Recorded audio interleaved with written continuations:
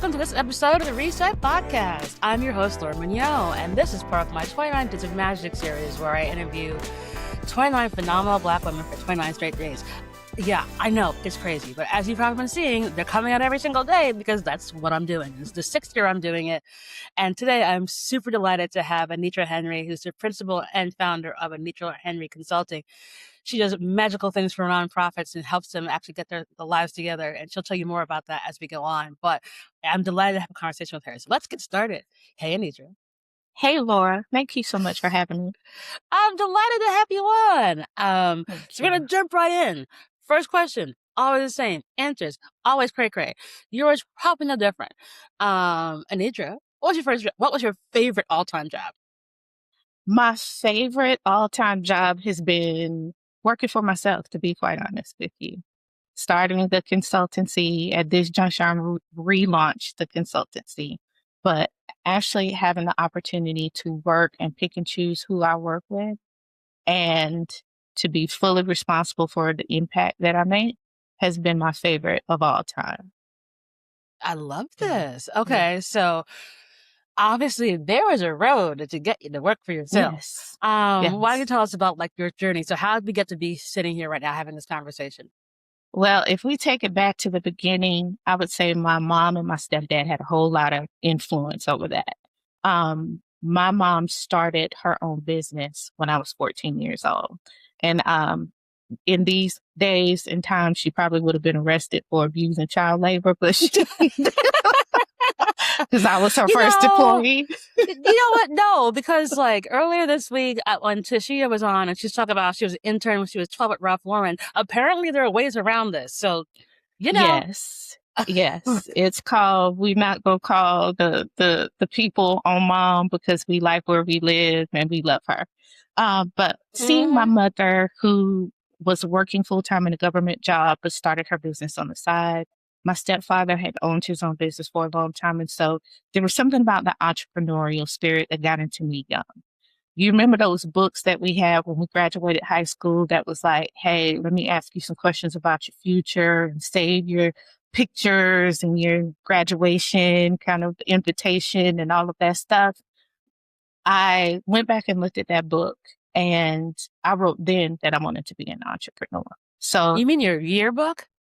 It wasn't my yearbook. The year that I graduated, they gave us a book that came with our invitations that asked you questions about your future. You're supposed to write in there. You're supposed to save a prom picture, one of your invitations, one of your name cards, all this old school paper stuff. So you're a lot older than me, Anetra. I'm just going to go out there on a tiny limb. Yes, back in the day, they had these in books. the 1900s, yes. In the 1900s. I wrote then. I don't know how I knew then, but that I wanted to be an entrepreneur. So I've always kind of had a job, all of that kind of stuff, went off to college, became an intern, did a co-op where I worked every other quarter and went through that whole journey. And I thought I was going to be basically Darren from Bewitched. I was going to be the marketer in chief. I was going to end up in advertising. So when I went out to college, I majored in marketing and ended up working in management. I don't know exactly how that happens, but I did. Again, showing your age with Darren from Bewitched. Girl, where are these references? I promise you, I'm not that old, but I hung out with old people. No, the reason why I know is because same. I had old parents, so I watched a lot of old stuff. I know way too much about 60s music than most people. So yes, those were my parents. Let's just say this: my mom is a spry 86. So if that gives you any indication, yes, I have older parents. We'll call them seasoned. Seasoned parents, yes. And leadership became my thing, but I still had that marketing brain where it kind of always took me back to the core of what people want and what they like. And so that journey led me down from working at Enterprise Rent-A-Car and becoming a manager there to joining the spa and wellness industry. I had a storied career there. Actually, how I moved from Georgia, where I'm from, out to California and back and forth. And then eventually I had the opportunity to work in the nonprofit sector. And I just fell in love with it because I felt like it was aligned with my purpose, my inner purpose. And sponsorship is something that I learned how to do from the decision maker standpoint when I worked in the spa and wellness industry. And when people found out I knew how to do it, it's something that has followed me throughout my career. Mm-hmm. Like, you know how to do that. Great. Like, we're going to tap Yes. you for this nonsense. Yes. Yes. So what I learned to do growing up down south, one of the adages we hear all the time is really from the Bible, teach a man how to fish and he eats forever.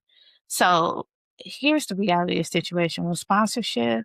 Once people know you know anything about fundraising, they're like, great, here you go. Help But you us, never please. help us, please, but they can never really pay you what you're worth for it. They also don't realize that a lot of times the relationship becomes between you and the sponsor or the organization. And that's not really what you want as a consultant. You want the relationship between the nonprofit and the entity that's sponsoring them.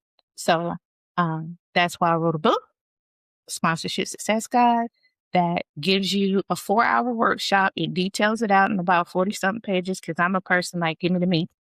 Get me to it. Don't give me a whole bunch of stories that I need to follow and all this stuff. I just documented my process and it's in the book. And if you get your board together, you get your leaders together, y'all get in a room. If you follow this process, you'll walk out with the assets that you need to go talk to any sponsor. So, Wow. We will be putting the book in the show notes so folks can go ahead and buy your book because I mean, the amount of times per week I get things about sponsors and you can know a sponsor, you can do this, can do that. Also, how does that even work, Laura? And I'm like, I know people here. Go talk to them. Because like my Rolodex is magical, but like also time. So can't help you. So Absolutely. I fully understand that. So it sounds to me like there was a moment of reset Yes. for you. So talk to us about that. There have been a couple of moments of reset, if you will. I would say the first one came, I had a nasty fall. I was working for, normal employer, and I got injured at work. And that injury, which seemed pretty mundane on the surface, like I fell, I dislocated my knee, and I broke my ankle. Okay. I'm thinking, okay, each time you go to these doctor's appointments, they tell you, oh, we just need to do the surgery to reset the ankle. In 6 to 8 weeks, you'll be fine. That whole process ended up being 4 surgeries in 3 years off from work. So during that time, the place that I worked, they couldn't continue to operate without a role like mine while I'm out. So they had to move on, which I totally understood, but they also didn't necessarily want me to come back in a different role. And so at that time, I was like, it's time for me to start my own thing and go out here. This is a sign. This is a sign. So that was the first reset. And I operated my own consultancy for almost 12 years. And then COVID hit and that changed everything. And COVID was the big reset, not only for me individually, but a lot of people. And I feel like for the world, I feel like Mother Nature was telling us, okay, all y'all go in the house. We can't trust none of y'all. No, just stay Yes. inside. Yes. All of you go in the house and stop stomping around on me and destroying me. A little bit before then, I had been feeling like, operating my own consultancy is pretty much just me unless I needed additional support. And I was bringing in consultants to help me with that.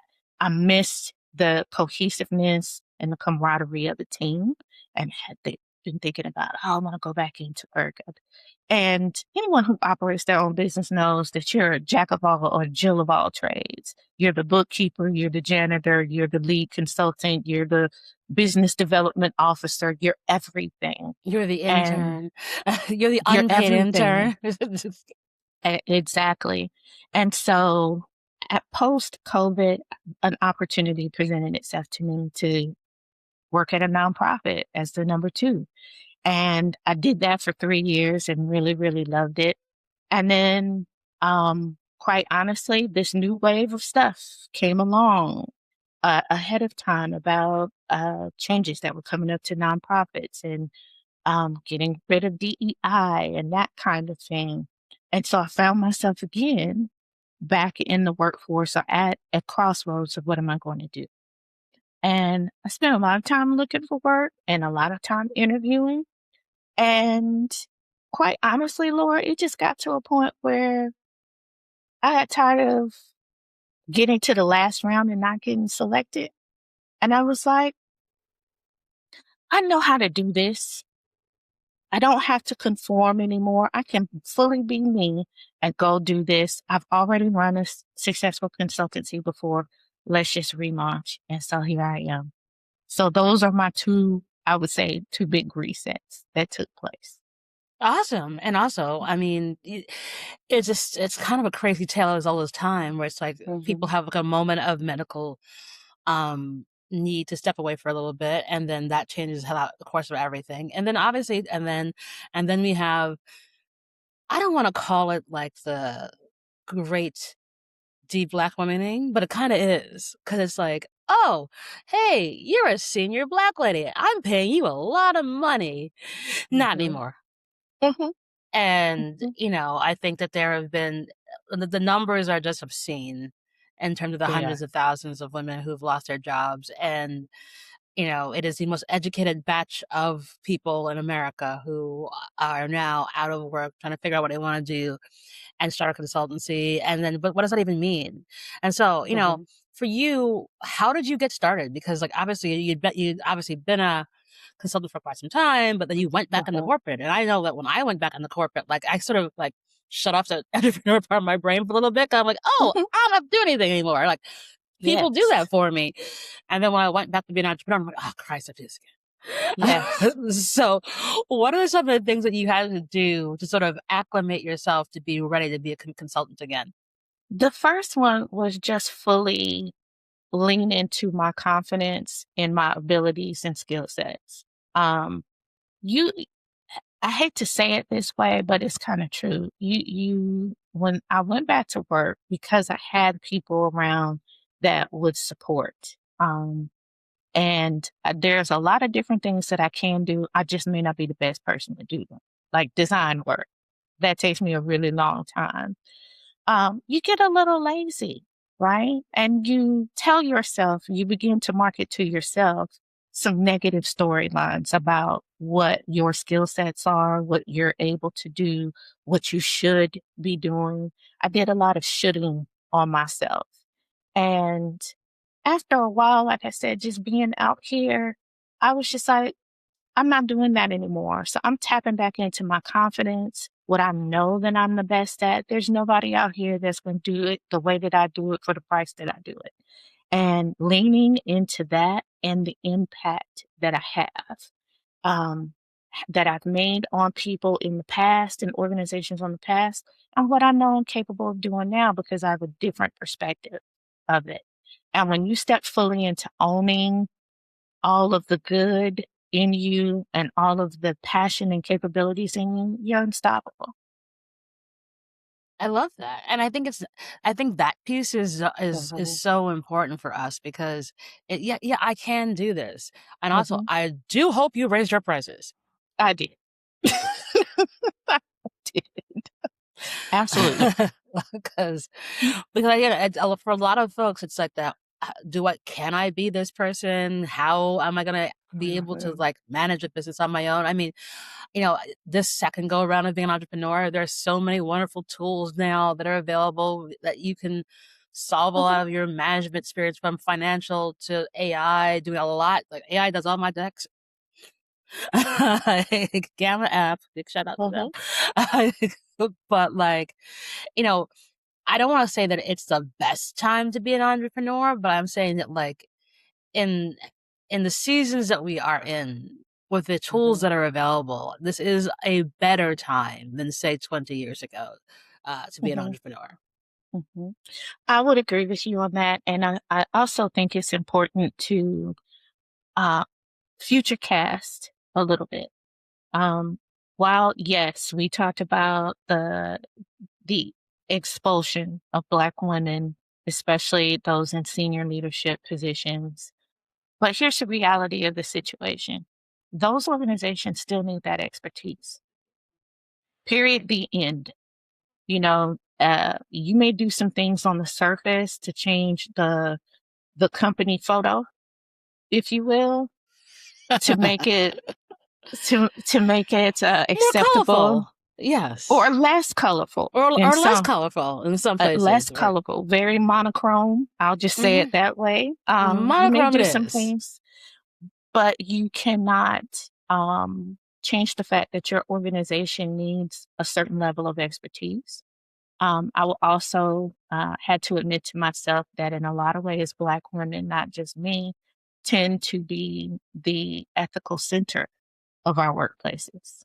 We're the ones that hold space for I hate to say it this way, but the mothers of the workspace. A We lot help of calm. mothering. We are tend to be Mhm. mother. And Yeah, we're you're not like, paid for that. to that. That That was is not not in a the job duty. description. It's not a Not in the duties job. as assigned either, right?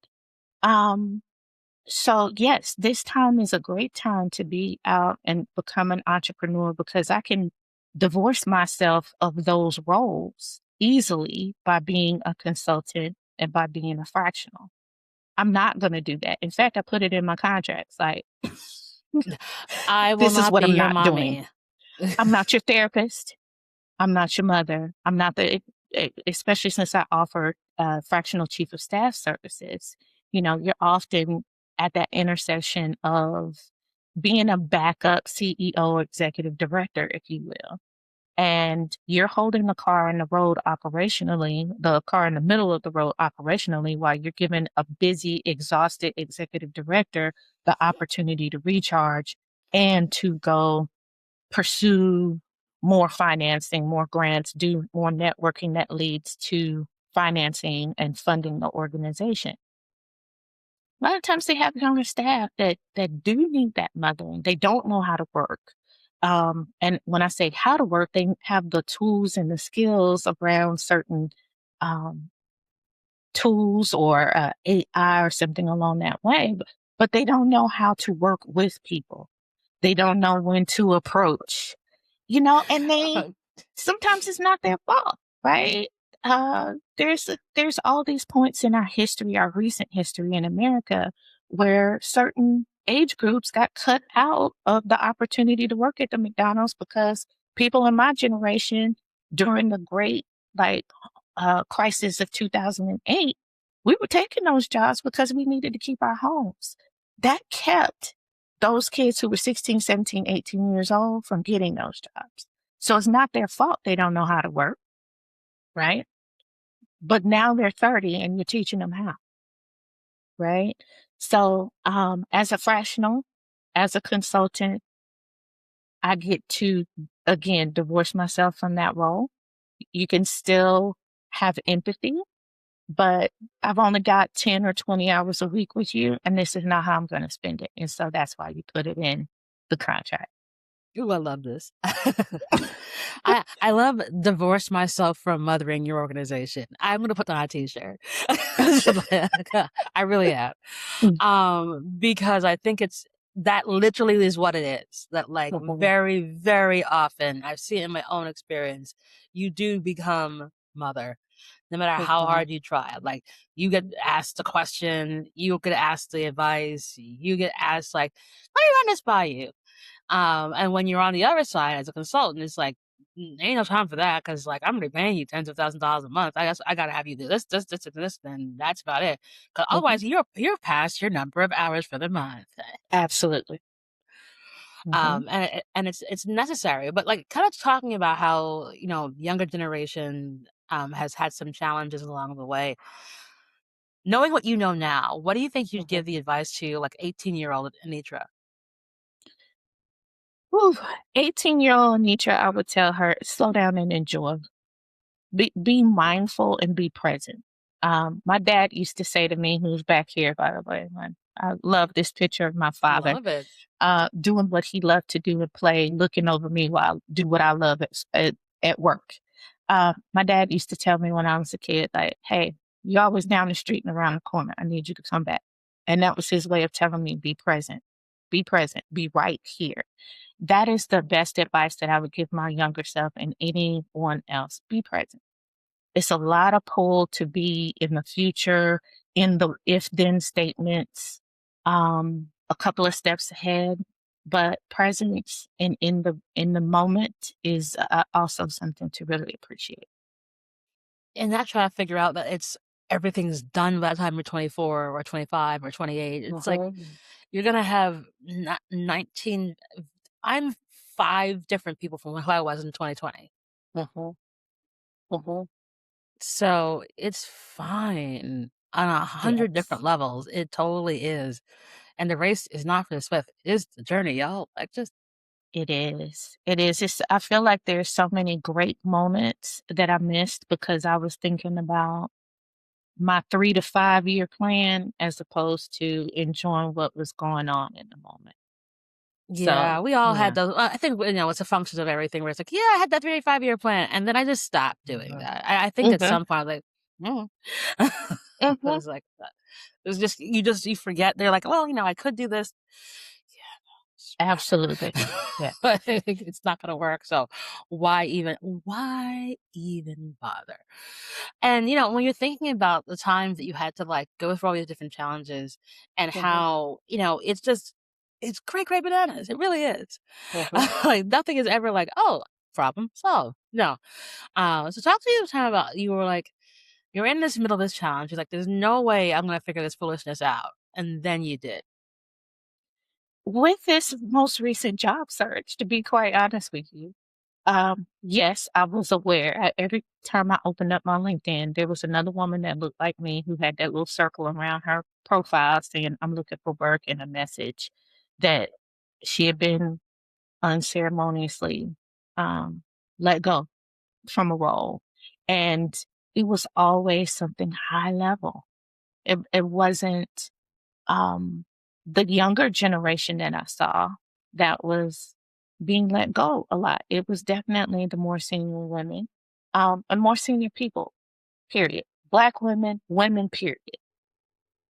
Um, so this for me, I thought I was gonna figure it out with the job, right? Oh, I'll go to the next job.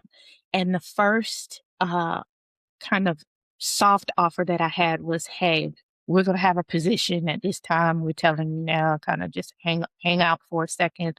You're our person. But then the whole doging, if you will, happened. And a lot of those government grants got cut. And that role was going to be funded by a government grant. And they had to come back to me and say, we would hate to bring you on board for 6 months and then we can't fund your position anymore. Right. So that was the first disappointment. And you keep interviewing and you keep going through the process and you keep believing and you keep seeing stuff that you're fully aligned with. And then you go through the interview process and they come back and say, we're going to go in an internal candidate. Right. And I just got to a place where I was like, hey, I gotta eat. I can't spend 60 hours a week looking for and applying for jobs and all of that. And people trying to tell me how to be me, right? How to do all of that great stuff that I do. So I was just like, I don't know what I'm going to do. And it finally hit me. You do know what you're going to do. You've done it before. Just do it again. I know you don't want to. Listen, again, it's a very comfortable existence. If you've been It an is. entrepreneur for more than a decade and then Mhm. you go and go corporate, and you're like, "Oh, the water is so nice over here." Mhm. Like, I don't have to Mhm. do everything. I'm not responsible for people's payroll. Mhm. Like, it's Mhm. like I'm supposed to do this one thing, and that's Right. it. I can fly around the world on somebody else's dime, like, bet. Absolutely. And then you're like, "Wait, you want me to go back to being a commoner? Oh, no." Mhm. Yes, it is not joyful at all, but I think it is something where you're made for the moment. And if that's the moment you're supposed to be in, you're in that's the moment you're supposed to be in. Like, there Mhm. isn't a, "Oh, well, this is that's bad." Like, no, this is the plan. Mhm. This is where you're right where you're supposed to be at this particular moment. And I've seen it with so many of my Absolutely. friends who gone on, come to the other side and are now entrepreneurs and like, "Oh my God, figure this out." And then you see them like, "How are things going?" "Great. What did I tell you? See?" Absolutely. Absolutely. You're made for the moment. And I think it sort of frames a lot about how obviously strong, resilient, blah, blah, blah, blah. We all know Black women can do. But I also think it's just a matter of we have this another t-shirt, we will figure it out. Like, we Mhm. just will, no matter what. Mhm. We absolutely will figure it out. And again, this world, this country cannot run without our resilience. So if this moment presents itself, and if anybody needs to hear this, like, how awesome is it to be paid for exactly what you say you're going to do and not have all these duties as assigned and get your time back, right? So That's the greatest gift is it time. is. It And is. anything you can do to make more time for yourself, the better. And I think that's so important. We forget that, like, I have time to go sit down and eat Yes. uninterrupted. Like, I have time to go get my hair done, to go get my nails done. Like, these are things I have time for. Who knew? Mhm. And when you start realizing that, like, there are ways to get your time back, everything feels a little bit different. And you begin to, uh, it's not to see you're not the same self, but you're just the evolution of you that Yes. happens in this next chapter. Yes. Absolutely. And you know, at this particular moment versus when I first started my consultancy the first time, then I was definitely dealing with imposter syndrome. Now that I have the opportunity, but I don't have any of that. It's like, this is what it is, this is how much it costs. And people are like, okay. I, I, I mean, for me, the word imposter syndrome is just a curse word. I'm like, Right. if you are a Black woman who has a job, I don't care what Mhm. it is. Why would you ever think you have imposter syndrome?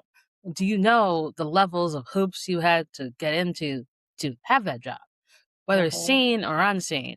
So if you Mhm. are there, done the argument is a proper Jamaican term. Like, there is no argument here. You're supposed to be here. Own the And room that you're in. I stand tall in every room I'm in, and also because I do not care anymore.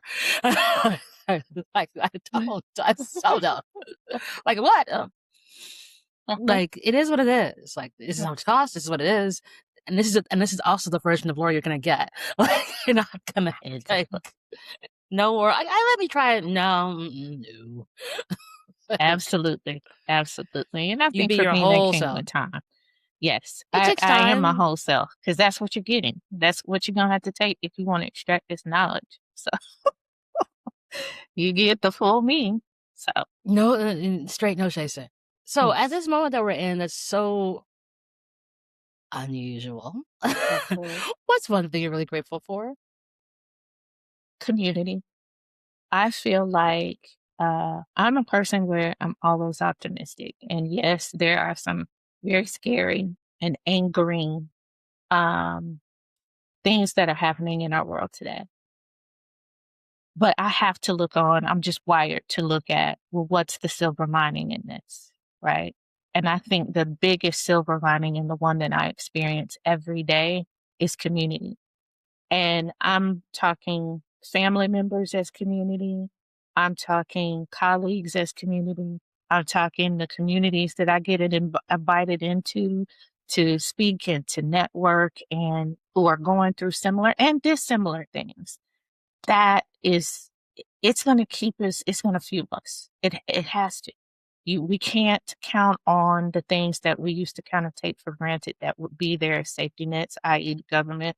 We can't count on that anymore. We're being directly told, don't depend on us. We're actively seeking ways to take stuff away from you, right? How do you experience some sense of normalcy is by being with people, like-minded folks that are community that really have your best interest at heart and want to see you thrive regardless of what's going on. So that is what I'm most grateful for in these moments. I love it. Yeah, it's true. It really is true. Mhm. I mean, I've found so much in the last few years, where you forget how much impact community can be. And I think sometimes Mhm. people think community has to be this big thing when it could be like Mhm. 4 people. It can be 2 people. Mhm. It doesn't matter. It's just that like but understanding that you are not on this journey alone, that you are Right. not living in a vacuum and nobody else is experiencing what you're feeling. Because obviously, like, it's maddening. And I think we acknowledge that. But if we wallow in that, then we're not going to get anywhere. So Absolutely. having community is like that sort of great, um, remember the Sandman with it would kind of pull you off the stage if you were really doing Yes. bad at the Apollo. I think in Yes. this way, it's like pulling you back away from all that darkness and into some light. And that's the Mhm. cool thing that comes that the community can bring. And again, however that looks like, if it's just one friend who's like, girl, come back here. Let's not like, Absolutely. Or the um, person that's just there and it's like, hey, you can, I tell this to some of my friends all the time. Like, when you're going through things, sometimes you don't have the words to express what you need. If you nee I'm that friend, if you just need to call and cry and let somebody know that your heart is hurting, but you don't have the words for to name its grief, its sadness, or whatever, I'm that friend. Please call me. Don't feel like you gotta go through this alone, even if you don't have the words, if it's just the emotion, whatever it is. So I love spaces like that where and community and context like that, that for whatever it is that you're going through, the happy, the I don't know, and the grief and the sadness, I'm here for it. I love that. Mhm. You're just a wealth of good information and warm and fuzziness nature. I love it. Thank you. So last question for you. Do you have a give and or an ask of the audience? So a give can be like, here's a great book, and an ask could be like, take care of yourself. It doesn't, either one or both. It doesn't matter. My give is there is a book, especially for those on the career path. It's called Headamentals. It's by a good friend of mine named Brian Berman. He's one of the three co-authors on this book. And it is to help you get out of a negative headspace around leadership. And break out your pen because he's going to ask you some questions that seem really, really simple. But when you start writing those answers, you'll be like, ah, I didn't know how much I needed that book until I got it from you. So that would be my give is go get that book and read it and work it. We'll put it in the show notes. We'll put it in the show Yes. notes. Um, my ask is that you take a moment and check in with yourself each day, whether it's the start of your day or the end of your day. So many of us, particularly women, spend a lot of time running around caring for everybody else. And we forget to, other than skincare or whatever that favorite thing is that we now classify as a must do, just take a moment, take a deep breath, and check in with your heart and see how you are feeling. Drop in with yourself and see how you're feeling so that you know how to navigate next. If it's, I'm taking a step back from this, saying no to something, saying yes to something, whatever it is, just remember to check in with yourself because that's where the answers are. I love that. That's fantastic. Just check in. Just give yourself a minute. Like, and we all need to do that. Mhm. Anitra, you're wonderful. Thank you. We're I'm gonna put those sorry. details in the show notes. So Okay. the books, your book and Head of Mentals, Yes. in the show notes, so folks can take your good advice and read those books, and also connect with you in any of the social media universes. And thank you so much for being part of 29 Days of Magic. As I said, I just love this series so much because the plethora of Black women who end up on this show from so many different walks of life, but then say the same thing: take care of yourself, community, rest. Like, no matter where you are, we are like, we all have it. It's just so important and so impactful. So I really appreciate your great advice and you sharing your story with us. So thanks again for being part of 29 Days of Magic. Thank you for having me, Laura. It's been great. It's Awesome. always great to be with you. Thanks so much.